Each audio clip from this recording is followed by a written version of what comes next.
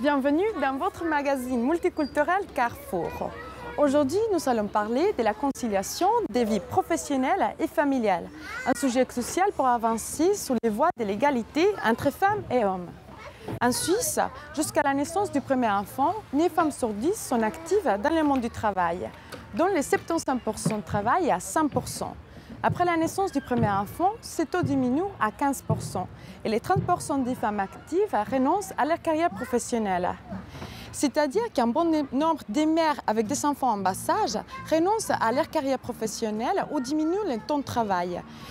D'ailleurs, concilier la vie professionnelle et familiale, c'est parfois plus difficile pour nous les femmes, car nous travaillons à l'extérieur et à la maison. Des études ont prouvé que nous sommes encore responsables de la plupart des tâches ménagères et de la garde des enfants. Bonjour madame, est-ce que vous savez des enfants? Oui, j'en ai un. Vous travaillez encore? Pour le moment, non, je ne travaille pas. On doit d'abord trouver une garderie, après on cherche du travail. Ouh là là. C'est comment il y a quelques années, la garde d'enfants? Ah ben je ne travaillais pas moi, c'est moi qui les gardais. Mon mari travaillait, mais moi je reste à la maison pour m'en occuper. Est-ce que vous avez des enfants? Oui, Combien? bientôt 4. Et comment est-ce que vous faites pour garder vos enfants? Je suis toujours là pour eux. Je suis femme à ménage. Est-ce que vous travaillez avant? Oui, j'étais contrôleuse chez chemin de fer. Vous venez d'où vous? Je viens de Maroc. Et là-bas, c'est parce comment quand on a des enfants? Qui garde les enfants au Maroc? Oh, là-bas, il y a beaucoup de familles, hein, il y a les voisins, il y a tout, hein, tout. Il y a aussi les garderies, il y a les crèches, il y a les places. On peut trouver facilement. Comment vous faites pour garder les enfants? Elle ne travaille pas.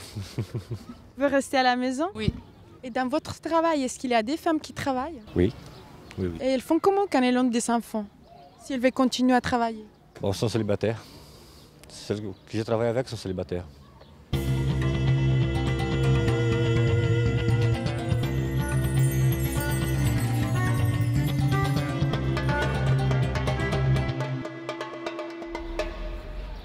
Quelles sont les conséquences pour une femme suisse ou migrante de diminuer leur temps d'activité ou de renoncer complètement à leur vie professionnelle?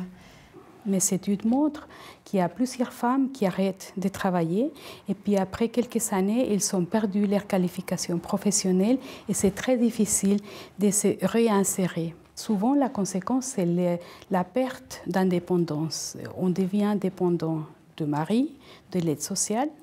J'espère que je ne dois pas arrêter, moi, comme ça. Oui, de rester un peu dans la profession, c'est toujours mieux, hein, je pense. Et c'est dur à recommencer, même si on n'a peut-être pas travaillé qu'un. Alors ça, c'est beaucoup plus dur de reprendre du travail, oui. Un deuxième point qui me paraît très important, le travail est tellement important pour les femmes migrantes au niveau de permis de séjour, par exemple. Donc, votre séjour est menacé si vous n'avez pas le travail. Le travail, c'est le moyen le plus important de s'intégrer dans une société. Et en Suisse surtout. En Suisse, on est qui entre. Qu'est-ce que tu fais? Et je te dis que tu es. Donc, pour quelqu'un qui vient de l'étranger, comme les femmes migrantes, le moyen de reconnaissance sociale, d'intégration dans la société, c'est le travail. C'est très important. Selon vous, quelles sont les conditions générales qui seront nécessaires pour concilier de manière équitable le travail professionnel et la vie familiale? Une toute première dimension, c'est le couple, au sein du couple. Le partage du travail domestique et des enfants, c'est un domaine où il est très important qu'il y ait une égalité. Vous pensez que les hommes souhaitent participer plus à la vie familiale, mais qu'on ne donne pas beaucoup de choix? Exactement. Je pense que malheureusement, les hommes sont mis de côté de ce côté-là et il y a certainement de nombreux papas qui aimeraient pouvoir profiter de leurs enfants en étant petits, tout à fait. On parle beaucoup de l'égalité hommes et femmes, mais je pense qu'on devrait faire plus de choses pour les papas, pour favoriser que les papas puissent passer du temps avec leurs enfants. Est-ce que vous pensez que ça serait possible, pourquoi pas, qu'après, lui, il diminue son taux de travail vous pouvez en monter un peu plus et puis que les deux partagent un peu mieux ces tâches ménagères? Alors écoutez, je pense que bon, maintenant les choses se passent bien, mais c'est surtout de par son caractère. Il ne va pas rester à la maison pour m'aider plus dans mes tâches ménagères. Un deuxième domaine ou dimension par rapport à mes recherches, c'est qu'au niveau des entreprises, on a toujours la mentalité qu'une personne doit s'engager au 100%. Donc il faut une nouvelle mentalité dans les entreprises qui comprend qu'il faut concilier le travail et la famille. Un troisième domaine qui est très important, c'est la politique sociale. La politique sociale, c'est-à-dire des structures d'accueil pour des enfants qui permet aux personnes de s'engager professionnellement. Et ça, c'est un point très important dans les cas spécialement des femmes migrantes, parce que les femmes migrantes sont particulièrement dépendantes des structures d'accueil parce qu'elles ne sont pas leurs familles. Leurs familles habitent à l'étranger, c'est-à-dire qu'ils ne peuvent pas mobiliser ces ressources. Il y a quelqu'un quand même qui vous aide à garder les enfants? Non, je suis toute seule avec mes 2 enfants. Et la famille, elle participe pas? Les grands-parents Ils ne sont pas là, ils sont à l'étranger. Hein. Ils sont où, les grands-parents? En Espagne. Comment est-ce que vous faites pour garder vos enfants? En ce moment, j'ai beaucoup de problèmes. C'est vrai qu'il n'y a pas beaucoup de structures pour accueillir les enfants, surtout avec les horaires d'école, 9h, 11h, 13h, 20, 15h. Donc si on travaille, c'est vraiment difficile de trouver des gardes. Surtout que mon petit dernier, il n'est pas encore scolarisé. Les garderies, il y a des listes d'attente longues comme le bras. Donc c'est pas très compatible avec une vie professionnelle. Ouais.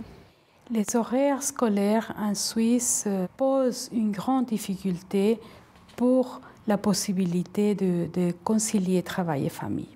Par rapport à des pays comme moi-même, j'ai vécu au Canada, en Amérique du Nord, les horaires scolaires sont vraiment faits pour permettre aux parents aussi de s'engager professionnellement. Même s'il existe des crèches, le problème des coûts est très important. C'est le prix qu'on paye, on ne peut pas faire autre chose pour ça, mais je trouve que c'est cher, oui. Il vous sert à quoi votre salaire? C'est plutôt pour la crèche et puis aussi pour les impôts, et puis oui. Une crèche peut vous coûter, moi-même je payais 1 000 francs pour 3 jours. Si vous avez un enfant, disons qu'on peut peut-être arriver, mais si on a 2, 3 ou 4, c'est pas seulement presque impossible de payer ses coûts, mais ça veut dire que le deuxième salaire, c'est-à-dire qui est d'habitude le salaire de la femme, part pour payer la crèche.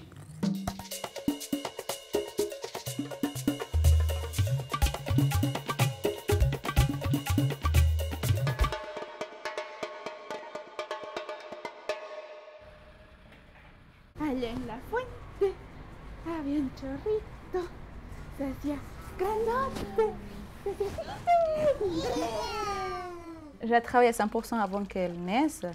Je ne savais pas si mon patron était d'accord à me réduire à 80% après la naissance, parce qu'en architecture, ce n'est pas facile.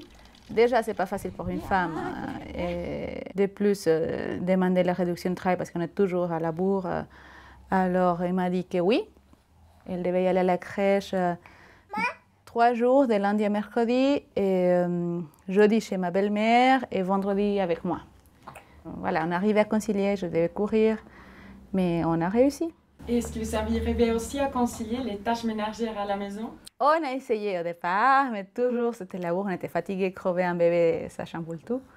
Alors finalement, on a décidé une femme de ménage. C'était la meilleure solution pour tout le monde. Alors elle venait 1 fois par semaine. Et voilà, elle venait et ça allait bien. Et puis, racontez-nous quelle est ta situation aujourd'hui professionnelle? Mois de décembre, j'ai été licenciée. Et je me suis dit, retrouver un travail à 80%, ça sera impossible. J'ai eu 2 offres d'emploi intéressantes en architecture et pour commencer tout de suite. Et heureusement, j'ai l'aide de mes beaux-parents. Alors ma belle-mère, entre-temps, elle peut me regarder 2 jours. Mais voilà, je dois renoncer à avoir grandi ma fille comme je la voyais avant. Mon mari me dit ah, je suis contente que tu aies retrouvé le travail. Je dis oui, moi aussi, mais je suis triste à la fois parce que voilà, j'ai retrouvé le travail, mais à 100%. L'idéal pour moi, ça aurait été travailler 50%, mais ça, je rêve même pas.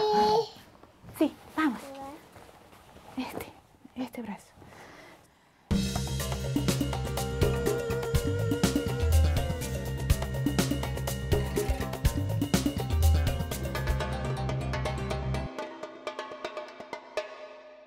Des messieurs pour concilier vie professionnelle et vie familiale est possible. Une répartition équitable des tâches ménagères et familiales dans les couples, la création des crèches en partenariat avec les collectivités publiques, une flexibilité du temps de travail ou la participation à des réseaux solidaires des gardes d'enfants. Concilier travail et famille est une combinaison gagnante pour tous.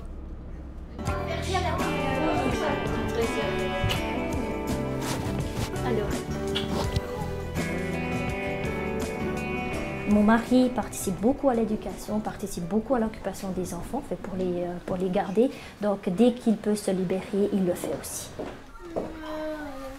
Allez vous laver les mains par contre. Qui est la télé ou pas? Non, lavez les mains. C'est quelqu'un qui arrive, il pose ses affaires. Qu'est-ce que je dois faire? Si je fais les devoirs avec mon enfant, mon mari lui fait le souper. Donc c'est vrai qu'on arrive bien à se partager les tâches. Donc à 9h30, je suis déjà... Les enfants vont se coucher... C'est le seul moment qui nous reste. Le soir, en couple, c'est pas évident. Mais ce qu'on fait, c'est qu'on s'octroie 1-2 fois, voire même plus par année. On s'évade un week-end les deux. Et qui reste avec les enfants? Ma maman. Ah voilà. Et les dîners les soirs, c'est qui s'échange? Alors j'avoue, je dois vraiment le dire à la caméra. Mon mari cuisine, je n'ai pas de plaisir à cuisiner. Qui fait la lessive? Je fais la lessive. Voilà, c'est partagé alors. Exactement, donc les tâches sont pas mal partagées. Je veux qu'être avec papa, comme ça j'ai jamais. C'est vrai? Ouais, voilà. Parce qu'il t'a laissé jouer avec la Xbox? Oui. C'est bien cette qui rigole.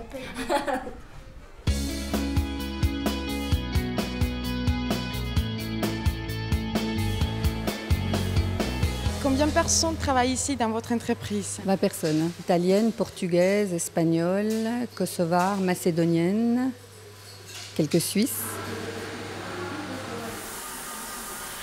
Quand arrive le moment d'avoir des enfants, de travailler, avoir la famille, c'est passé comment ici?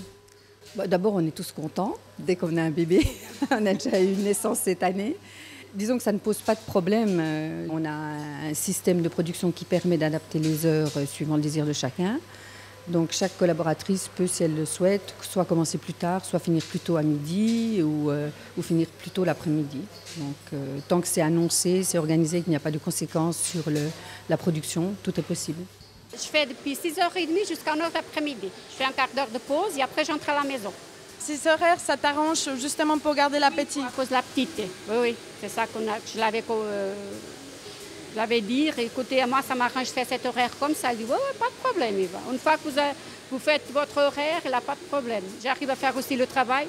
Il comprend très bien qu'on a les enfants, même si on a un rendez-vous, on peut marquer un rendez-vous pour les 3 heures. Alors il n'y a pas de problème, on vient, on dit on peut sortir à 2h30, on a un rendez-vous avec les enfants chez le médecin. Alors là, il n'y a pas de problème. Après 16 heures, on peut les récupérer plus tard. Tu travailles à quel pourcentage? Là, je suis à 70%. Est-ce que tu as une famille, tu as une vie familiale à côté? J'ai 2 enfants, un garçon de 9 ans et une fille de 8 ans qui vont à l'école. Et puis... Et tu fais comment pour aller à l'école, venir au travail? J'en ai parlé avec mes patrons. C'est vrai qu'ils ont été arrangeants dans le sens que j'ai le temps de les amener à l'école à 9h. Donc les autres ils commencent à 6h, 7h. Moi je commence à 9h et puis je peux partir à 16h. Après, tout dépendamment du travail qu'il y a. Avant je ne travaillais pas du tout parce que je me suis occupée de mes enfants. Et j'ai fait longtemps avant de trouver une place comme celle-là. Et puis là je suis bien, je suis épanouie, je suis bien.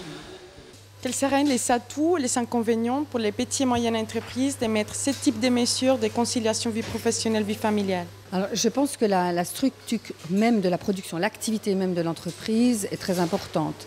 Il est clair que chez nous, il n'y a pas une production liée, il n'y a pas de chaîne, donc les collaborateurs peuvent travailler de façon indépendante les uns vis-à-vis des autres. à condition qu'il y ait toujours un stock d'encours entre chaque poste. Donc ça, c'est déjà une très grande flexibilité qui rend possible justement la flexibilité du temps des travailleurs. Il y a encore une autre chose très importante, c'est que nos collaboratrices, puisqu'on parle des mamans là en l'occurrence, sont polyvalentes. Ce qui fait que quand l'une est absente, il y a toujours une possibilité de compensation avec une autre personne. Par exemple, ce matin, le mardi matin, c'est moi. Cet après-midi, c'est ma collègue Sylvie.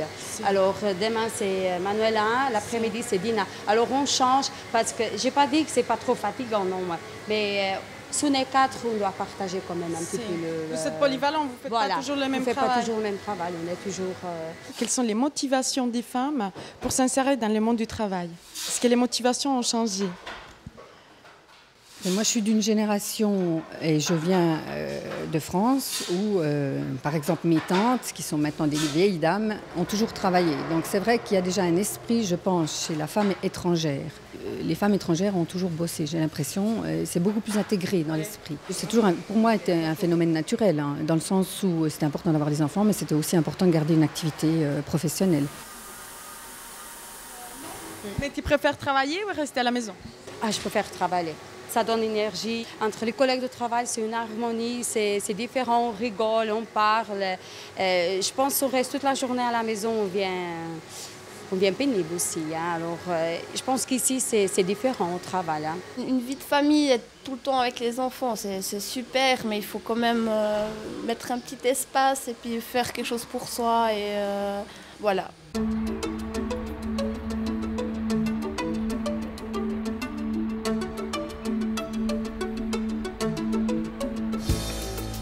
Il y a plusieurs années, plus d'une quinzaine d'années, ils essayaient de trouver une solution de garde pour leurs employés. Donc ils ont mis en place, ils ont fait beaucoup d'études, ils ont cherché à avoir une crèche privée d'entreprise, d'autres possibilités. Puis c'est à ce moment-là qu'ils ont voulu approcher la ville de Genève pour trouver une solution ensemble. Alors c'est un partenariat, donc moitié-moitié, ça veut dire que 50 places sont pour la ville de Genève et 50 places sont pour le CICR. Il y a un conseil de fondation et dans ce conseil de fondation sont représentés les deux partenaires. Donc le CICR a financé tout ce qui est travaux, toute la construction du bâtiment et puis la ville de Genève a financé les aménagements intérieurs. Qu'est-ce qu'on a besoin pour mettre en place un projet comme celle-ci? Je pense que c'est surtout les entreprises qui doivent être encouragées à avoir cette volonté de créer des partenaires comme la Crèche des Morillons, parce que c'est des partenariats qui fonctionnent des deux côtés. Je pense que c'est vraiment un win-win situation et ils sont vraiment tous très, très satisfaits. Alors, il y en a plusieurs qui existent déjà de ce genre de montage-là en ville de Genève, avec Merckx et Renault ou d'autres entreprises que le CICR. C'est vrai que c'est des montages qui sont intéressants dans le sens que l'entreprise bénéficie de l'expertise de la ville qui connaît comment monter une institution de la petite enfance.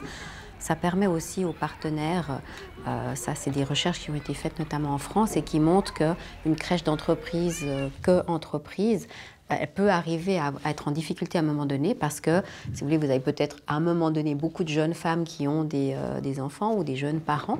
Et puis, si il y a une vraie fidélité à l'entreprise, les parents vieillissent, les enfants vieillissent et puis les crèches finalement n'arrivent plus à être remplies. Donc, quand il y a un partenariat, ça permet de se répartir les places en fonction des besoins des deux partenaires. À part les crèches, il y a les jardins d'enfants, il y a les haltes-jeux qui permettent de laisser un enfant 1 heure, 2 heures, voire une matinée pour se rendre à un rendez-vous ou autre. Et puis, il y a ce que nous, on a créé en ville de Genève, qui sont les crèches d'épanage, qui sont des crèches où un enfant peut rester sur une période limitée, donc 3 mois, 6 mois, ce qui permet à des personnes notamment qui sont en recherche d'emploi, qui ont trouvé un emploi, qui n'ont pas de place en crèche, au moins d'avoir une solution temporaire pour se réinsérer professionnellement en attendant d'avoir une solution plus à long terme. Et puis on a les crèches familiales qui sont un mixte entre un accueil à domicile et puis un accueil en collectivité dans un espace de jeu, un jardin d'enfants. À côté de ça, il y a les mamans de jour qui sont elles aussi, alors qui accueillent elles les enfants indépendamment actuellement chez elles.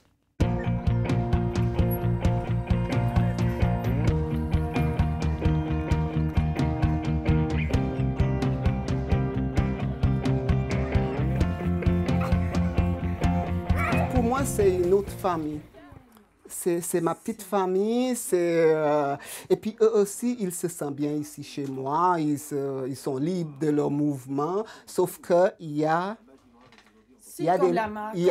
exactement, il y a des limites. Exactement. Mais autrement, c'est chez eux, ils sont bien. Next. Alors, celle-là, elle est un peu timide quand elle vient. Bon, je peux aussi soulager leur chagrin. Je n'ai déjà fait ça depuis que j'ai commencé, en fait. Il y a eu des divorces que je vois qu'ils étaient distants ou bien ils ne souriaient pas. Mais il y a toujours un câlin, il y a toujours des petits mots pour leur faire quand même revenir normal, avec un sourire, et puis je les remarque énormément quand ils arrivent pour voir la tristesse, s'ils sont tristes, si ça a été à l'école aussi, pas seulement venir chez moi manger et partir, non, mais quand ils arrivent, je leur observe, je regarde et puis je demande, ça va, ça a été à l'école ce matin, t'as eu quoi comme sujet, t'as fait quoi, ou bien s'il y a un truc que je trouve qui était étrange, que j'arrive pas à consoler cet enfant, quand je trouve la maman ou bien au téléphone, et puis je dis, j'ai vu que, voilà, telle et telle était comme ça aujourd'hui, qu'est-ce qui s'est passé, est-ce qu'elle est triste, elle a un problème, et puis on discute comme ça. Pour les enfants, plein de couleurs. Voilà. C'est la commune qui nous paye, et puis c'est contrôlé quand même. On a une assurance, on en est payé des vacances, on est payé maladie et le chômage. Il a ses services. Voilà, c'est bon. Alors, je vais chercher encore à boire. Répète-moi d'où tu viens. Ça s'appelle comment? Mon île, c'est la Dominique. Chez nous, tout le village occupe d'un enfant. C'est participation. C'est participation. Ce sont les enfants du village. Exactement. Si on a un adulte voit un enfant qui fait des bêtises, il est capable de gronder cet enfant ou bien avertir la maman. J'ai vu ton enfant telle et telle place avec des mauvaises fréquentations, des trucs comme ça. Mais c'est tout le village qui aide.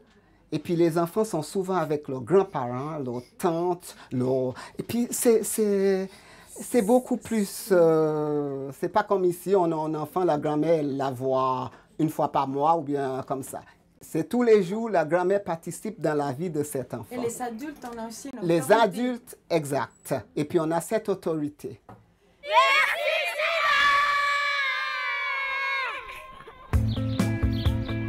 Les familles trouvent aussi des solutions originales pour la garde d'enfants, comme cette plateforme Internet solidaire qui fonctionne dans toute la Suisse et qui vous permet de rencontrer une famille partenaire dans votre quartier ou commune pour vous entraider gratuitement dans la garde de vos enfants.